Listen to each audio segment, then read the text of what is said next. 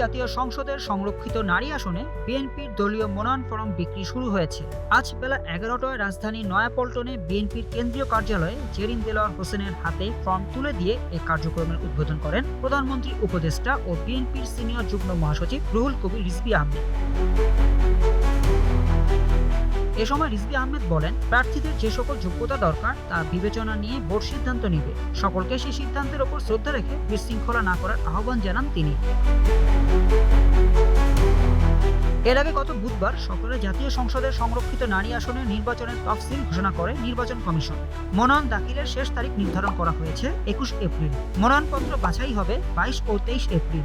বাছাই নিয়ে কোনো আপত্তি থাকলে আপিল করা যাবে 26 এপ্রিল, আর সেই আপিল নিষ্পত্তি করা হবে 27 ও 28 এপ্রিল। চূড়ান্ত প্রার্থীদের মাঝে প্রতীক বরাদ্দ দেওয়া হবে 30 এপ্রিল।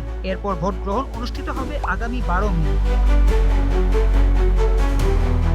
জাতীয় সংসদের 350 আসনের মধ্যে নারীদের জন্য সংরক্ষিত আসন 50টি। এর মধ্যে বিএনপির জন্য 36টি, জামায়াতে ইসলামী সহ তাদের জোটের জন্য 13টি এবং স্বতন্ত্র প্রার্থীদের জন্য একটি আসন সংরক্ষিত রাখা হয়েছে।